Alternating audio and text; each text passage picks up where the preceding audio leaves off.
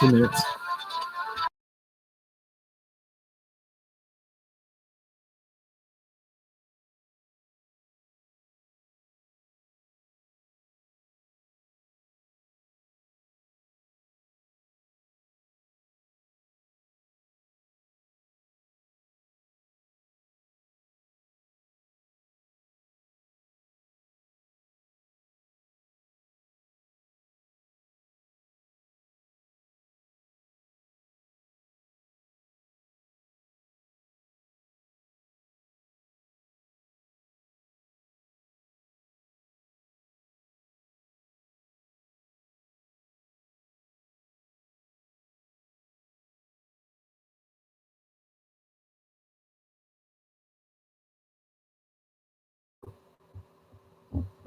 Bringing you up, Hobbs. Good evening, friends. It's Friday, which means it's time once again for another enlightening episode of Observations on Roads to Liberty, part of the Think Liberty Network. That's think-liberty.com for all of your freedom posting needs. Think-liberty.com, or slide on over to roads, the number 2, liberty.com.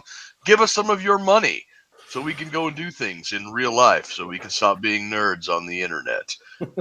Speaking of money, tonight I'm talking to Justin O'Donnell about cryptocurrency. Yes, we're talking about, talking about money for nerds on the internet. Or so that's what it's all about. Sir, how are you doing today? I'm great. How about yourself, Hobbs? I'm okay, I guess. I don't know if you can tell voice in my coughs, but seasonal allergies are one side and down the other. I'm working on my best Alex Jones growl right now. Well, fortunately for you, we're in the timeline where Alex Jones keeps getting proven right about shit. So I know those fucking eggheads at CERN decided that they were just going to ruin everything with their Large Hadron Collider, and now Alex Jones is right. Dogs and cats are living together. East is west, up is yellow. Who knows what's going on? It's bedlam, I tell you. And bedlam. A meme has a higher market cap than 4 Fortune 500 companies put together. Ah, yes. I was actually talking to a guy that I was in the army. He's big into cryptocurrency too now, and he's like, "Hey, if you ever want to talk about crypto, I'm all ears." And I'm like, "Dude, I really have no idea how it works. I just love the memes." Unfortunately, that's the worst part about it. Is Doge was literally started as a meme, like in the heyday of crypto when there was a shitcoin coming out every week. Like nobody believed Doge was going to be the one that stuck around, and when it did, for a while we were using it as a stable coin before USDT and Tether came around. But it really is just a meme, and it's mind blowing to me that Doge has as much support and as much liquidity in the market as it does right now, given the fact that it has no fundamentals. It doesn't do anything. It's one of the only cryptos out there that you can't use for anything other than trading Doge. Even Bitcoin has other use cases, but Doge doesn't. And I think that's probably what makes it so awesome. I mean, if you want to kind of extrapolate that down into a real world analog, it's similar to gold. I mean, gold is just a chunk of metal. It's not good. You can't make tools out of it. It looks pretty, but believe it or not, there's gold in your headphones. There's gold in your microphone. There's gold in every computer. Industrial gold. Most of the gold in the world is used for industrial purposes. It has reasons to be used other than simply as a store of value. I stand corrected then. I completely forgot about the electronics applications that gold and silver have as, like, what are they, like superconductors or something? Yeah, and it's an extraordinarily malleable metal and extraordinarily resilient, doesn't break easy, but it bends. Yeah. And it conducts electricity at super high temperatures. So. Yeah, okay, so... yeah, Doge completely worthless, but not worthless because people are apparently buying it, and we're going to the moon, baby. But before we get into all of the ins and outs of crypto, why don't you tell people about yourself, who you are, what it is you do, and why you decided to sit down and talk to us about something that I really have no idea what I'm talking about. My name is Justin O'Donnell. I'm a former member of the Libertarian National Committee. I was the Region 8 representative for 2 terms on the LNC. I worked with the helping found the LNC Blockchain Committee back when this was all pretty new. Bitcoin was just starting to get big, and the Libertarian Party had just recently started taking Bitcoin, and that was back in the day where it was the who's who of crypto anarchism was really a small crowd, and you couldn't buy crypto on Webull and Robinhood and TD Ameritrade. You had to know somebody selling it out of their living room, or you could meet up with and exchange PayPal. But aside from that, I've run for Congress. I've run for U.S. Senate as a Libertarian candidate. I've fundraised for dozens of Libertarian candidates over the past few years, and I've helped do social media and graphic design work for Libertarian candidates. I run the best Liberty Swag store on the internet at snexswag.com. I've written a book about communications tactics, and I professionally, outside of the Liberty world, I work in healthcare consulting and insurance consulting and help with plan design for major Medicare providers. So you're saying you got a lot of free time on your hands? In the past year and a half, believe it or not, I've had all of the free time in the world because what I do is primarily Medicare consulting and helping people deal with their ins and outs of their Medicare, which means the bulk of my clientele base is over the age of 65, which means there's no way in hell they're going to my office to sit down with me and go over their healthcare with the pandemic going on. So everything got digital, and it forced me to reevaluate my business practices, automate a lot of what I did do business-wise, and move into more of consulting roles with companies instead of individuals. And lo and behold, now I have more free time as a self-employed individual than I did when I was working for insurance companies. Wow, that's crazy. I try to compare Doge to gold. You cut me off at the knees. I try to make a joke about your free time. You're like, yeah, well, actually, I mean, is this just gonna be one you cutting my legs out from under me after another? Jeez. Yeah. So yeah, you sound like you've got a lot on your plate, but it's good to see that it's not overwhelming you and everything. So you throw out a lot of words there that I've heard. And I'm just sitting here going like, yeah, blockchain, crypto, all this other stuff. But what's this? Somebody said here, no hate, but Bitcoin will be hit with the green energy tax. Recently got a new moniker of Bloodcoin. You're going to have to expand on. That's going to be one of the ways they're going to come after trying to regulate cryptocurrency. It's going to be based on the electricity involvement in it and the electric use of it. But what people aren't realizing, when crypto gets hit with that, it's going to screw Dogecoin too. So anybody who wants to talk about Dogecoin being the better alternative there, Dogecoin is mined on the same script algorithms as Bitcoin and Litecoin. And Dogecoin consensus mining includes hybrid mining. So half of the Dogecoin blocks that are mined are actually mined on the Bitcoin and Litecoin networks, because Dogecoin was originally a fork off of Bitcoin. But Bill Maher, in his monologue last week, went on a rant about how Dogecoin is going to be responsible for the downfall of the planet because of global warming.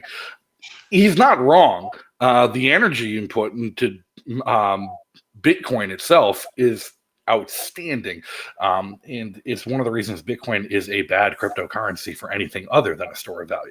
It has other use cases on the chain. It has color coins, NFT tokenization, secured messaging through the blockchain, and it is an immutable ledger of transactions. But Bitcoin, the cost of transactions, the cost of mining, the cost of maintaining that blockchain is so incredibly high in terms of electricity that it is becoming a real concern to the people who care about global warming. Now, the answer to that, to me, as a libertarian, isn't more regulation. It's more deregulation on the energy sector and unhinging things like nuclear power, unhinging things like hydroelectric power, things that have proven to be renewable and sustainable, as opposed to solar and wind, which have huge intermittency and their own negative environmental consequences. But of course, progressives in Congress don't care about solutions. They just want to tax things. So they're going to try and tax Bitcoin transactions with a green energy tax to help pay for the environmental damage. Problem is, they don't know how to track the Bitcoin transaction, so they don't know who the hell they're going to tax.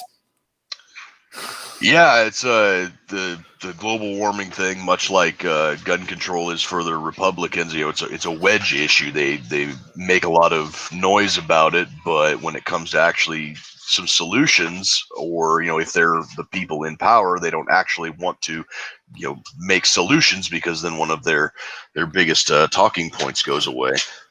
Right. That's why Biden's not legalizing weed. That's why Biden's not actually following through with canceling student debt. If you take away those two things, then the Democrats have nothing to campaign on that the Republicans aren't coming around to. Yeah, because Republicans are just Democrats going the speed limit.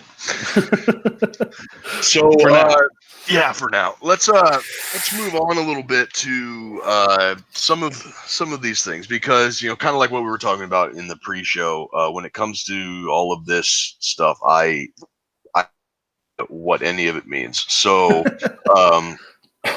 just pretend you're talking to a toddler or to this small dog, and explain some of the ground level basics things. Like, I hear this word blockchain thrown out a lot, and I have a passing understanding of what it is, but pretend I don't. What the hell is blockchain? So what is money? Money is just an agreed upon exchange. Money is what happens when people are bartering and two people don't have things they both need, and you need a third person in the interaction. So instead of organizing a 3-way or 5-way trade with your bartered goods, you create something called money. It's a store of your value and a medium of exchange. Bitcoin and all cryptocurrencies are nothing more than a store of value and a medium of exchange. Their value is determined based on the people using them and the people exchanging them and the people receiving them. And it's a mutually agreed upon value.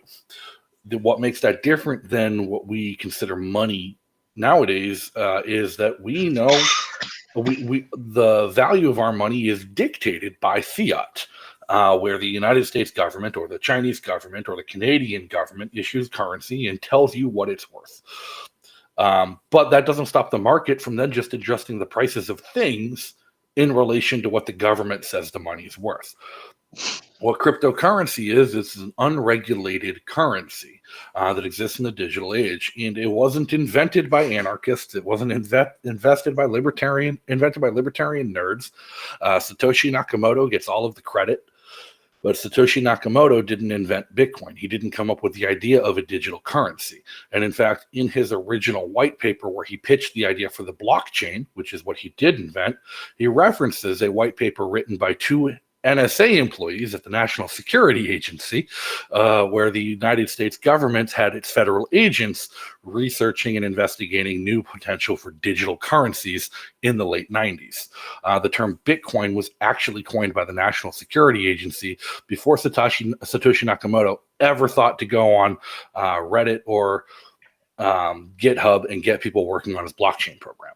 What the blockchain does is solves a lot of the problems that the NSA came up with in their white paper.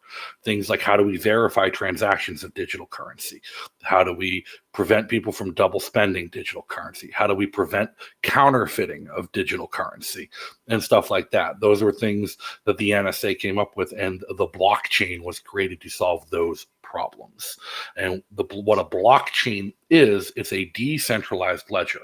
So thousands of people around the world are running ledger protocols on their computers, and these computers solve math equations and deal with the encrypted transactions in the back end and keep a running ledger of every transaction on the network. It's completely transparent, it's completely viewable, and it's immutable.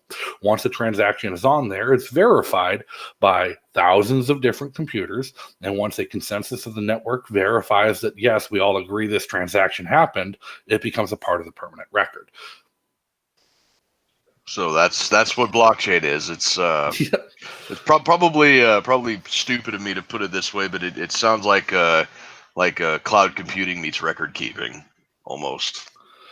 Almost, but it's distributed away from the cloud and down to it's a distributed network instead of a centralized cloud network. So with a cloud network, you're purchasing space at a centralized server to run computing capacity that you're using remotely. With a blockchain, you're actually decentralizing that computing power over thousands of different individual sites and locations across the world. Oh, okay. All right. So, probably 3 or 4 years. Well, even before that, the first time I ever heard about Bitcoin was, I think, back in 2012, when 2011 or 2012, I think, when some people whose opinions I value highly, like Ron Paul and Peter Schiff, were saying like, "Hey, this is the future," and I'm just like, "Okay, I'll see what this is all about." And much like today, I didn't get it, and I set aside $100. I'm like, I have this $100 that I've got it at spare. I'll look into this Bitcoin thing. I think it was trading at like 12 cents or something at the time.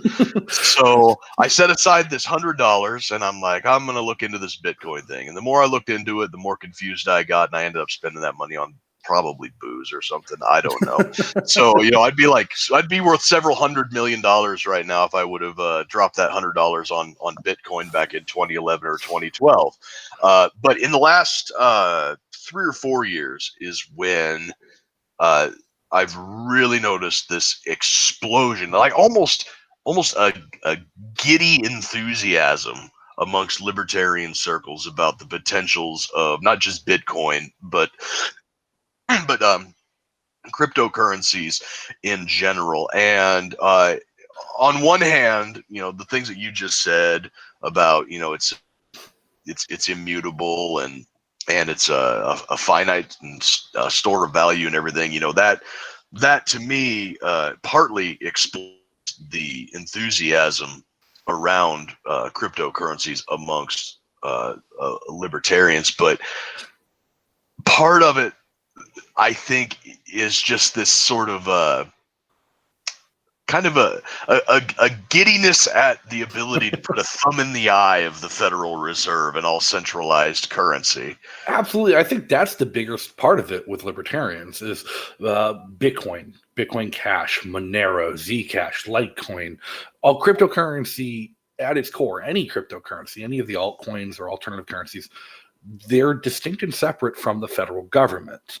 Yeah. They cannot be controlled by the federal government, any government. And that is enlightening to everybody, because at the first, when they shut down the Silk Road, when they went after Ross Ulbricht, it was all about pitching Bitcoin as the evil cryptocurrency of the dark web and the black markets. Mm-hmm. But I was watching a show on Hulu last night, and I wish they expanded more upon this. It's a show called Future Man, and in one scene, one of the characters is making friends with a couple meth dealers, and they cut away and they come back to a meth dealer at a blackboard drawing out the ethics of supply and demand, and he says, "So in reality, the black market drug trade represents the truest form of capitalism." And I'm like, I really want to see that argument actually played out, because I don't think it's far from the truth.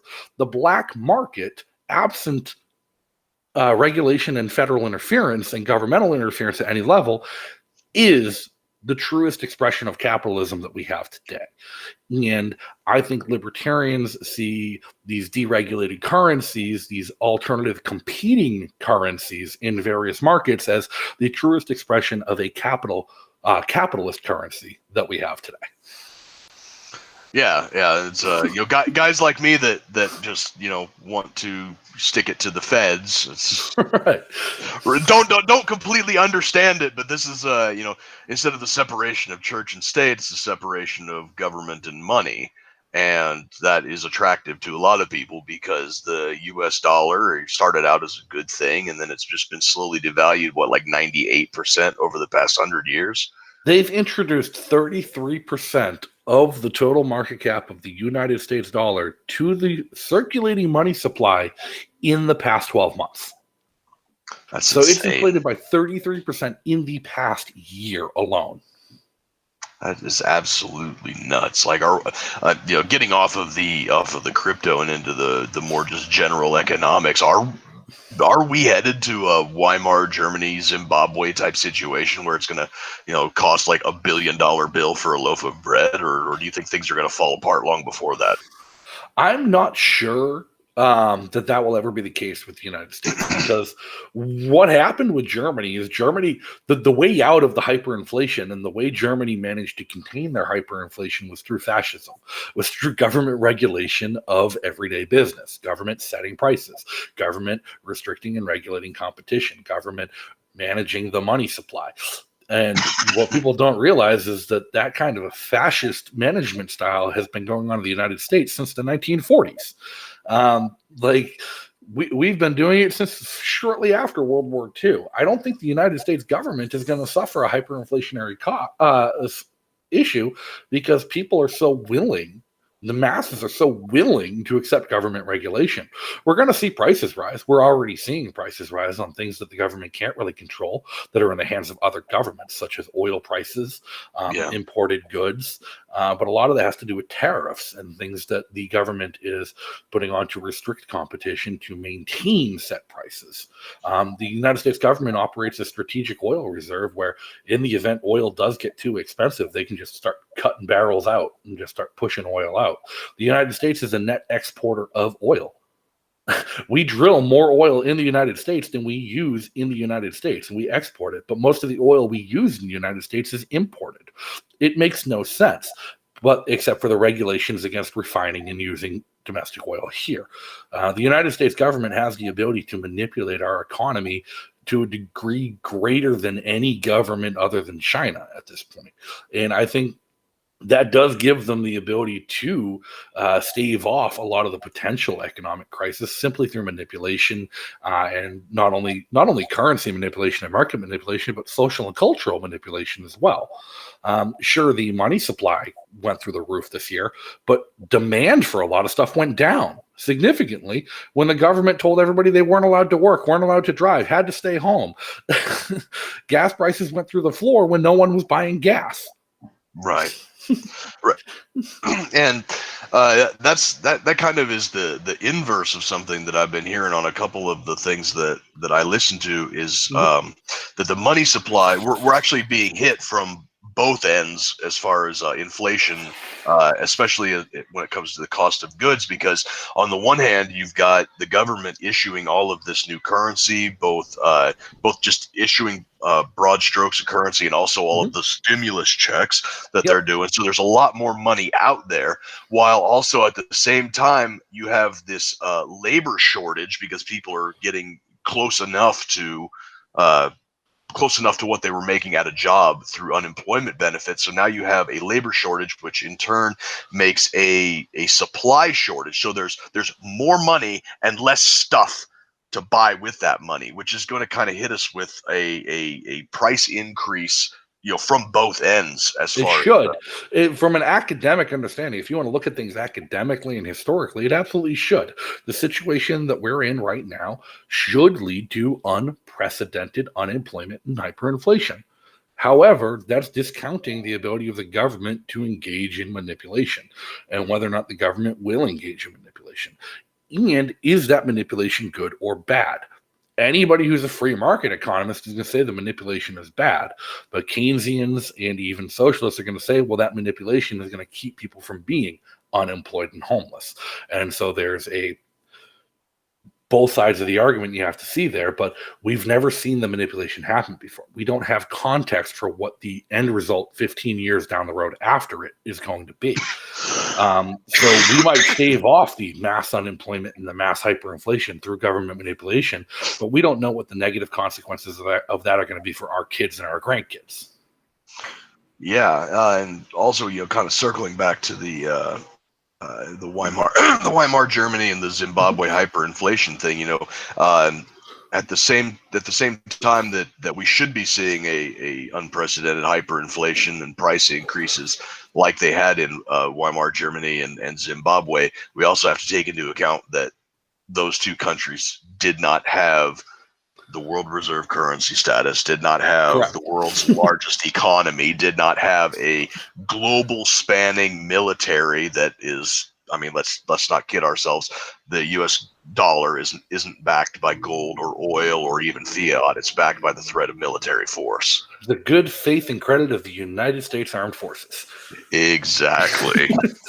Use our money or else. Just ask Libya. Yep, precisely. Yeah, we came, we saw, he died.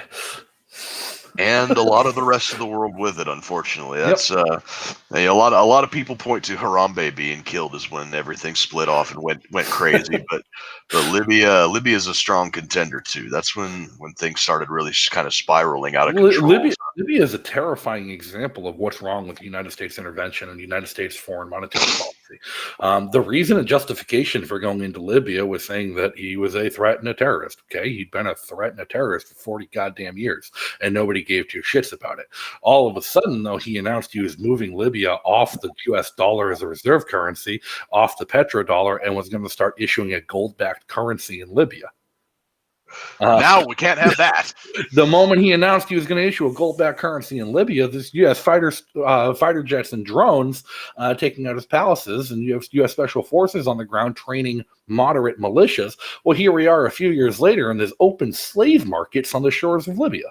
Yep, that's crazy. You went from a country with incredibly renowned literacy programs, a country that had universal basic health care, a country that had a universal basic income, a country that had one of the highest standards of living in Northern Africa and the Middle East as a whole, a country that was spending billions of dollars without debt on infrastructure programs to increase their agricultural program, with a nationwide aqueduct program to bring clean water to the desert to increase agricultural yields. And all of a sudden, he announces that they can't do that if they're going to rely on the petrodollar and move to gold instead. And you have open slave markets, and you have open civil war, and you have open conflict. All the root of it can be traced back easily to the threat of force behind fiat currency. Yeah, that's when you put it like that, it just makes it really turns your stomach and makes you sick that was the real reason. And I remember when the Libya situation was first kicking off, I remember the memes and everything be like, this isn't about terrorism, this isn't about migrant swarms from sub-Saharan Africa making their way up across the Mediterranean threatening Europe, which that ended up happening even more after Gaddafi was taken out. This is the fact that Gaddafi and Libya, being a prominent, almost bordering on a first world, is getting out of the fiat game, and this cannot be allowed to stand. Yeah. I see the comment popped up. Gaddafi was doing excellent by his people. Gaddafi wasn't the only quote-unquote dictator that was actually doing excellent by his people. Another prime example is Bashar al-Assad in Syria. Yeah. Bashar al-Assad was a sectarian dictator, king of Libya, who did not rule with a religious hand. He established an elected body as one of his first acts as king of Libya, and became president instead of king. His wife was from London. He was educated. He had a Western education. He was a great defender of free speech and freedom of religion. And under his rule in Syria, they opened dozens of temples and churches, and he provided protection to the Christian and Jewish minority populations in his country by granting them a freedom of religion and a freedom of engagement in civil society, including giving women the right to vote and the right to drive, which was unheard of in the Middle East. And then all of a sudden, he negotiates a pipeline deal with Russia that would have cut out the U.S. pipeline deal with Israel and Turkey, and moderate rebels backed by the CIA are overthrowing him. Yeah, that was a big point of contention. I have a friend who lives up in Wisconsin who told me that let me know the real skinny on the Russian pipeline through Syria versus the Turkish pipeline into Eastern Europe. And it's another one of those things where what you're being told in the news and all the other stuff, it just makes you sick to think that they're toppling an imperfect but way better than the alternative dictatorship in a somewhat mostly stable Middle Eastern country, because a few highfalutin, oil barons or whatever get their toes stepped on. No, the smartest American to ever step foot in the Middle East was General Norman Schwarzkopf. When General Norman Schwarzkopf was instructed to go to war and destroy Iraq in a war to liberate Kuwait and protect Saudi Arabia at the request of Kuwait and Saudi Arabia, he developed an astounding tactical maneuver, used U.S. military forces in modern combat ways that they've never been used before, rained utter death on the Iraqi military and destroyed them soundly, and then stopped his troops from entering Baghdad and withdrew them before toppling Saddam Hussein. And when asked why he didn't take Baghdad, he said, had they taken Baghdad and deposed Saddam Hussein, it would have created a quagmire to rival Vietnam. And here we are 20 years later after 9/11, and Vietnam. Quagmire to rival Vietnam. Vietnam looks fucking peachy compared to what we've been doing in the Middle East. I've deployed to Iraq 3 times, and it's not a fun place to be in most parts. Well, as the flip side, Afghanistan was a beautiful country until we and the CIA got involved with their politics in the 70s.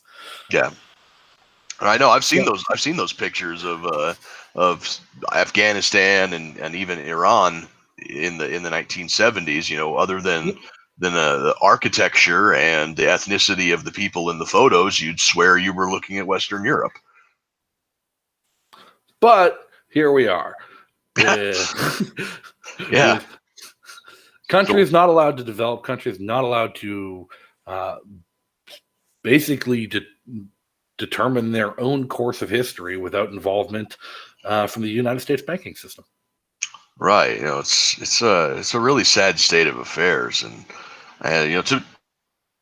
if I can put on my Alex Jones hat for a minute, it's not necessarily the U.S. banking system. I mean, there's an international, banking, what would you call it, a cartel, or the international bankers that are the kind of the boogeyman that they'll accuse you of anti-Semitism.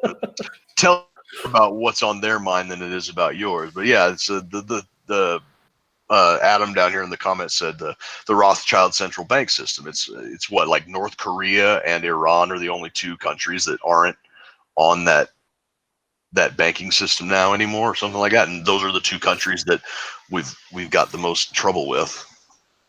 Yeah, and Cuba, and depending on the outcome of the civil war in Venezuela may or may not be. So, but no, and that, to me, circle everything back. That's one of the beauties of cryptocurrency. How much conflict in the world in the past few generations, how much conflict, suffering, and death, and utter economic destruction, and personal and destruction of livelihoods and people's lives, in entire nations, entire communities being destroyed through warfare that's hinged on currency. All back to currency and trade.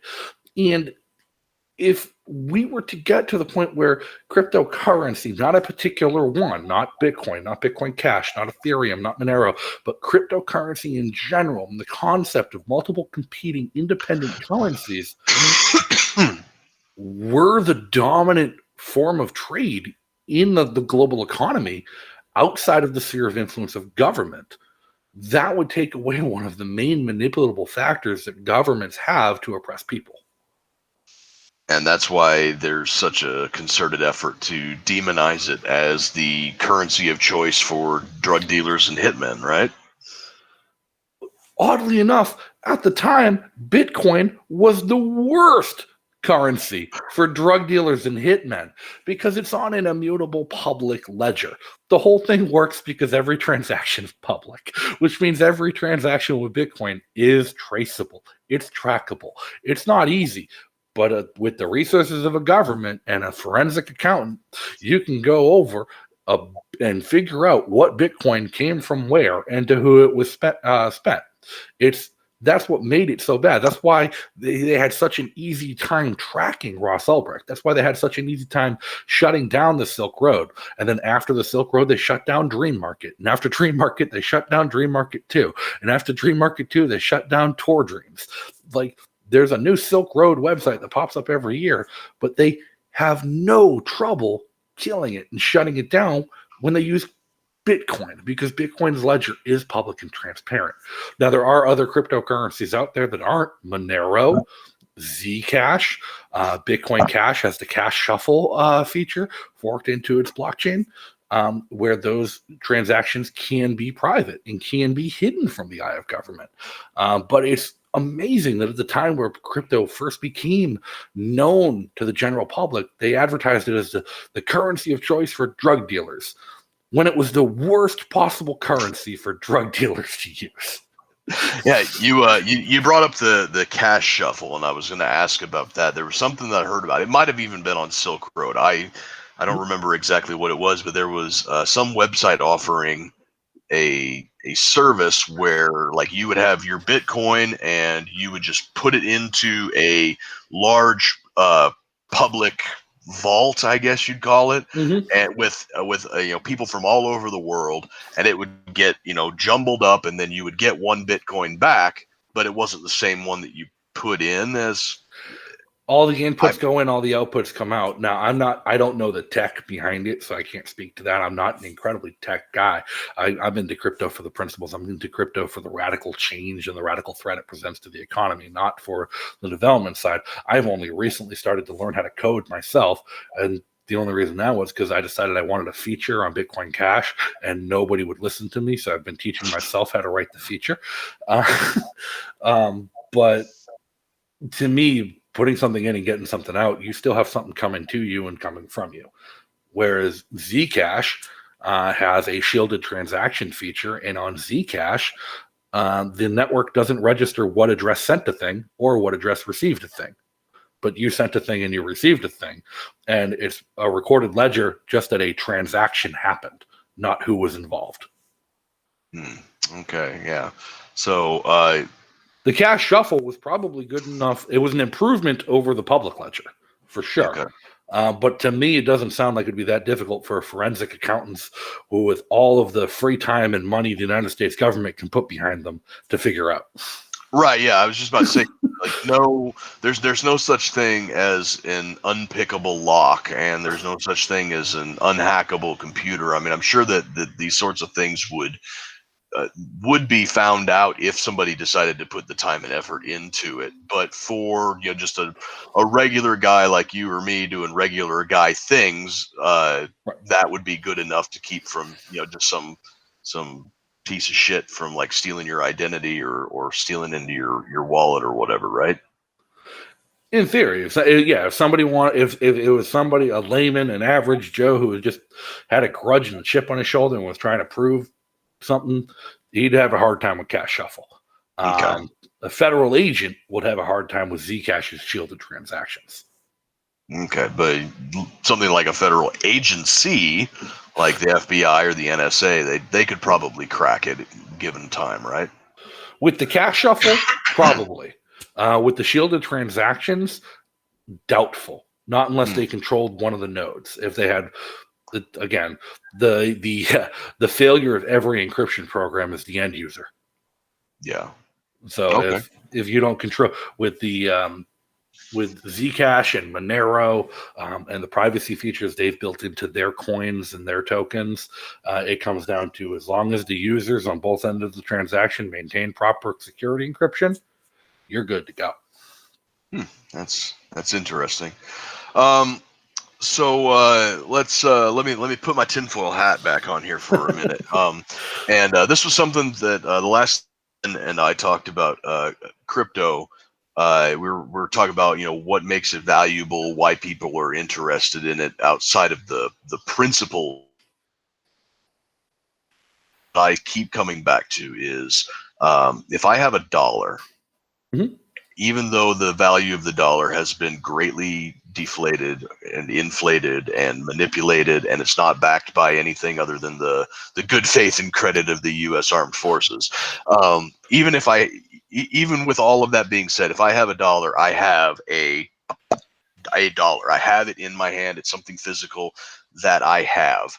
I don't have that with any of the cryptocurrencies. I mean, I've seen like a Bitcoin, ha ha ha, it's like a joke Bitcoin or whatever. But as far as like a physical asset that I can maintain, there is no such thing, right? Unfortunately. Yeah. And I think I'm just going to reach over my desk. I might have one here. Most cryptocurrencies have the ability to print paper wallets in various denominations. So you could print a wallet with the QR code on it. I think what you're referring to is these little things. Yep, that's the one right there. The fun. I've got an ounce of Bitcoin right there. You're not referring to what we call the Casacious Bitcoins, the gold round that has a QR code printed with the wallet that is loaded with 1 Bitcoin. Oh, cool. So those are a lot harder to find, a lot more rare to come across than. But yeah, the little novelty Bitcoins. These are really fun. I get them printed as silver rounds and go be able to throw $25 at people. It's like, here's your Bitcoin. Yeah. Yeah, but the place where I was going with this was, the idea that all of this really requires internet access. And like I said, I'm gonna put on my Alex Jones hat here. In order to make all of these transactions and everything happen, you need to have the verification, like you were saying, so that people aren't double spending or something like that.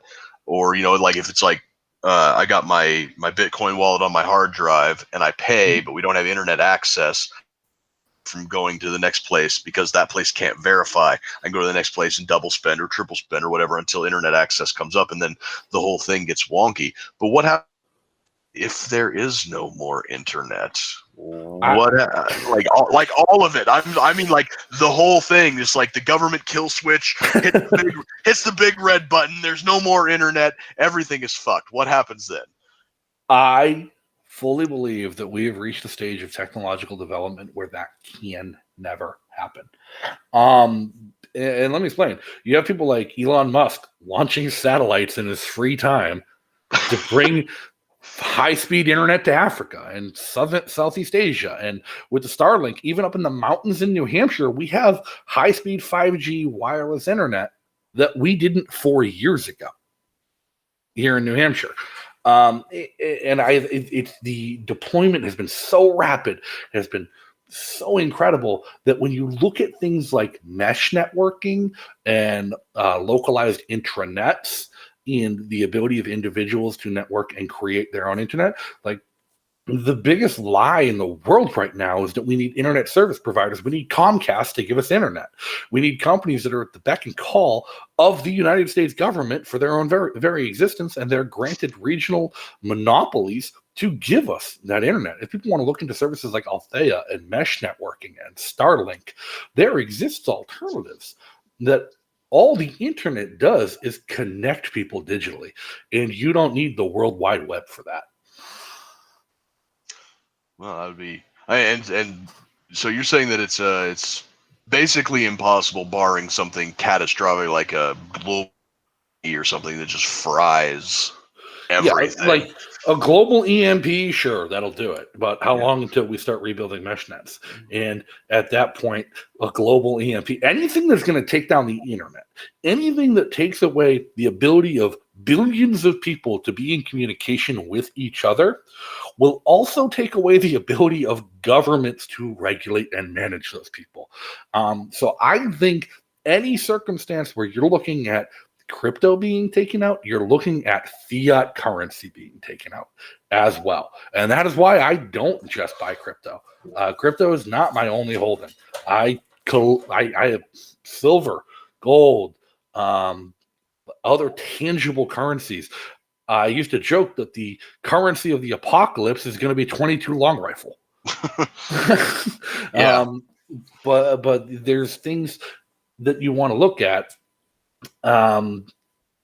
because I 10 years ago, the government could have hit a kill switch and killed the internet. No problem. The advances we've had in the last 10 years alone with localized mesh networking, with satellite technology, with the deployment capabilities of wireless internet and 5G technology, it's out of the hands of the government at this point, barring a hostile attack. Awesome. All right, so I'm going to go over and get in my little notebook here and say global EMP attack, bring down government. Okay. Yes, because I think that in the event that something like that would happen, that to transact in cryptocurrencies would be the least of our concerns. Right. And there are people working on alternatives to fiat currency for those precise situations. Because let's face it, the libertarian and the crypto anarchist community, those tinfoil hats are very fashionable.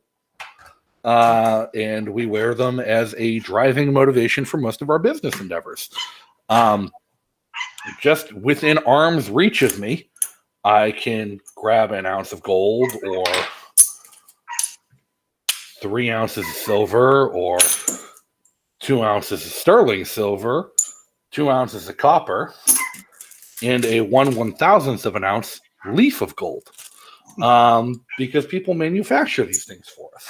And the biggest problem with gold is that gold is a store of value. It's not a spendable currency. I can't go into a restaurant with this ounce of gold and say, I would like to order a burger, please. Make change. Not going to happen. I can go in with this 1/1000th of an ounce of gold and say, I would like a $3 burger, please. Please make change. And companies like the Utah Precious Metals Association have been issuing what they call gold backs, where they have been minting bill currency in various denominations. The denominations vary based on the amount of gold in the bill, which are sheathed bills of pressed gold. And the smallest denomination is 1/1000th of an ounce of gold, which is roughly $3. That's pretty cool. I'll have to look into that because it's been the running gag of this entire episode that I don't understand cryptocurrency, but I do understand gold and silver, and that. So that sounds like something that I would definitely be interested in. But let's go back a couple of minutes here. You mentioned his name, and we have to address the elephant in the room. Musk. You said something about Doge earlier. Daddy Elon. Show. I've taken a lot of flack on the internet in the past couple of days since I've come out against Dogecoin's rise. I believe the hiking spike of Dogecoin is a bad thing for cryptocurrency in general, for the crypto economy and the global cryptocurrency market. Because Elon Musk doesn't believe in anything that doesn't make Elon Musk a profit. Elon Musk's company invested $1 billion in Bitcoin. But Elon Musk isn't pumping Bitcoin. Elon Musk is pumping Dogecoin. He's pumping a meme. He's encouraging people to invest in a meme, something that has no fundamental tech behind it, something that exists as a meme that will continue to exist if all of its miners drop off, so long as other crypto exists, because it mines off the Litecoin and Bitcoin blockchains. It doesn't serve a purpose. It is an intentionally inflationary coin. It mines 10,000 Dogecoin a minute. So upwards of 5.5 billion Dogecoin are mined every year. There is no scarcity. There is no halving.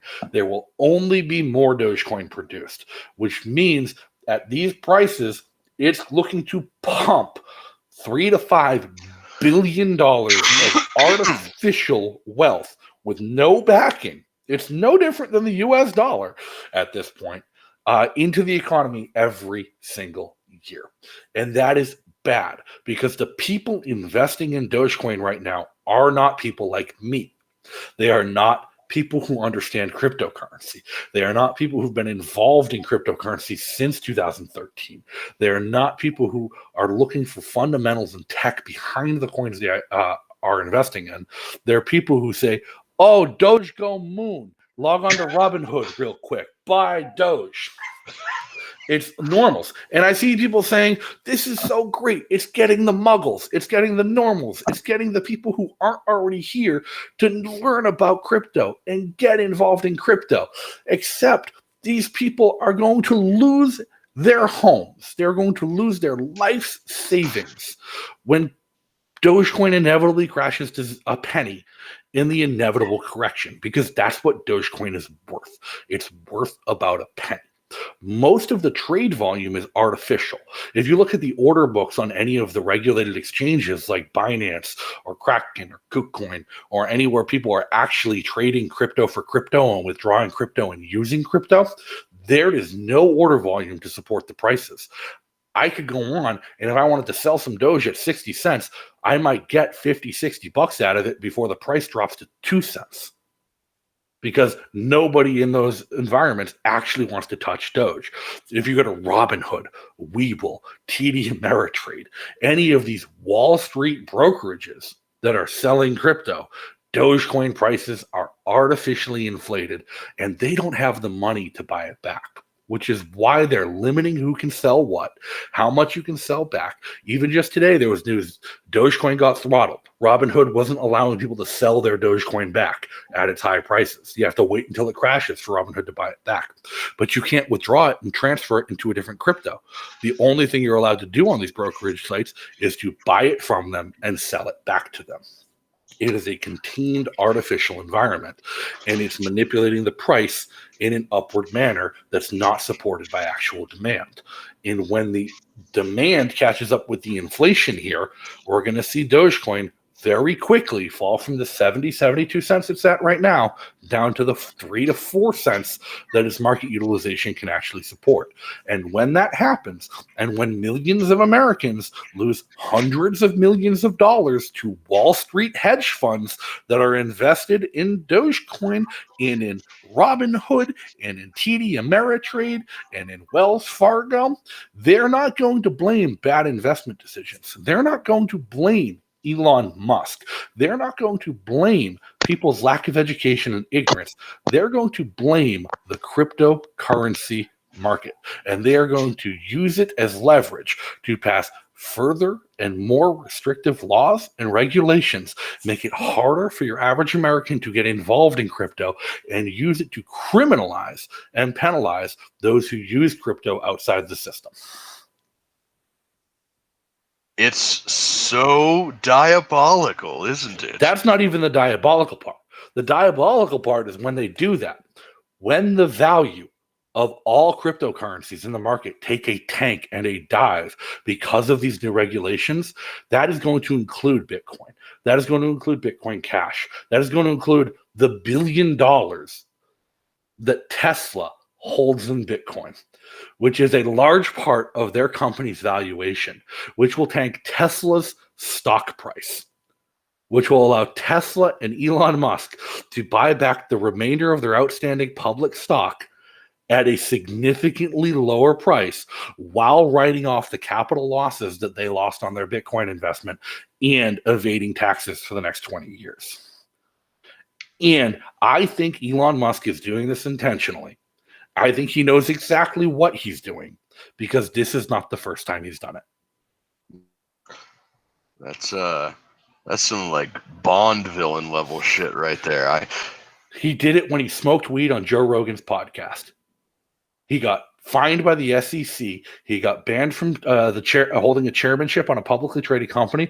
Tesla stock value dropped 40+% overnight when he got banned, and he immediately started buying Tesla stock. It has rebounded past what it was worth when he did that.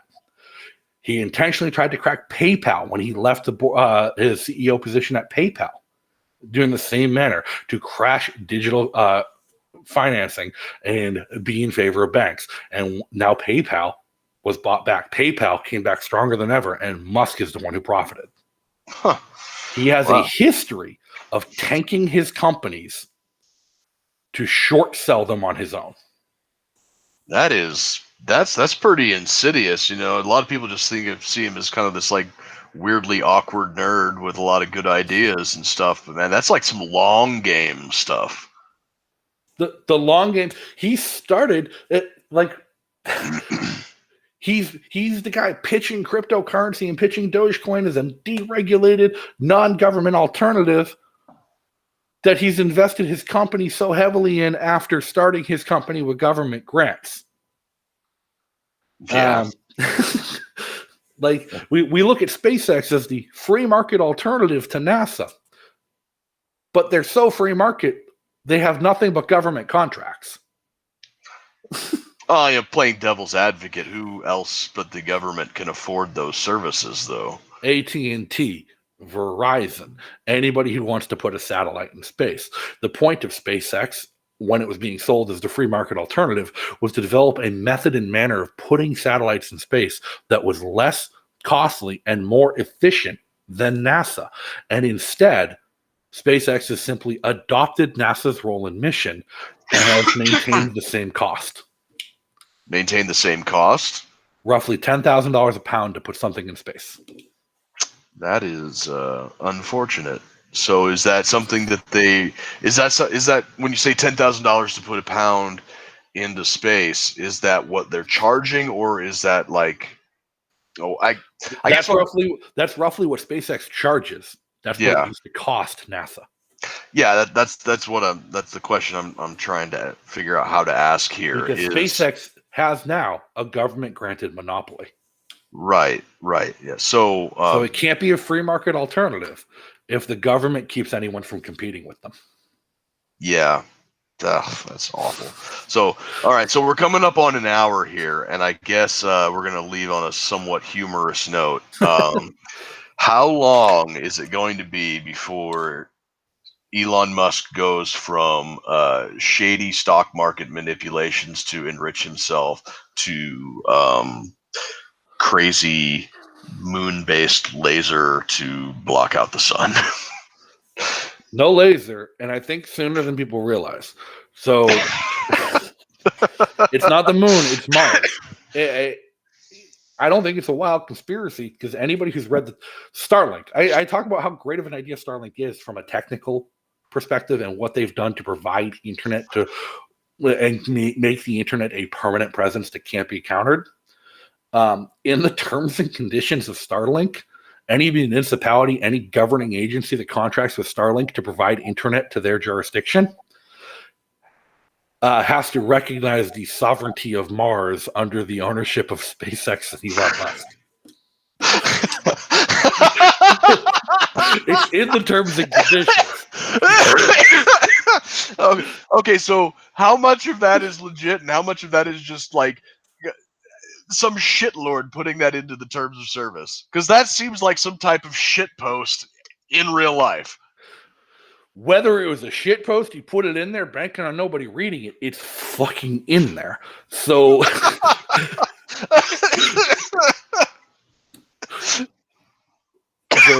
there are entire countries that are member states of the UN who have signed binding legal contracts with SpaceX that say they will oppose any claims to oppose SpaceX's sovereignty on Mars. That is shady and that is weird, but I can't stop but saying that makes me happy. And I don't know why. That just makes me so happy that this IRL shitpost in an unreadable terms of service has basically granted Elon Musk the title of Emperor of Mars. Yeah. I just hope that we don't have a global EMP that wipes us all out before I get to see it. I will pledge fealty to Mars, and we can get a kickstart on that show, The Expanse. I've seen the anime. Gundam did not end well. I'm just saying. All right, so I think we'll put it on a put a pin in it on that note. Why don't you plug your shit? Tell everybody who you are, where they can find you, and all that other fun stuff. Yeah. My name is Justin O'Donnell. You can follow me on Facebook, Twitter, noise.cash, read.cash. I have a coin tree, cointr.ee/Justin O'Donnell. It's got all my links to all the crypto platforms I work with, as well as all of my social media right on that page. Awesome. And of course, anybody looking to get some swag gear, you mentioned Snackswag.com, the best Liberty swag site on the internet. second only to ours at roads2liberty.com. I kid, of course. But yes, I don't know. Do you have a shirt celebrating none of the above's win over Nick Sarwark for LPNH Treasurer in 2020? Ben, get on that. That sounds like a wonderful idea. Some other good stuff over there. Our portfolio is not nearly as diversified as I would like it to be. But if you would like to check our stuff out, it's at roads2liberty.com. You can check us out on the Think Liberty Network, think-liberty.com. You're obviously watching on YouTube. Why don't you go ahead and hit that like and subscribe button, share the video if you enjoyed today's content, and we will see you next time.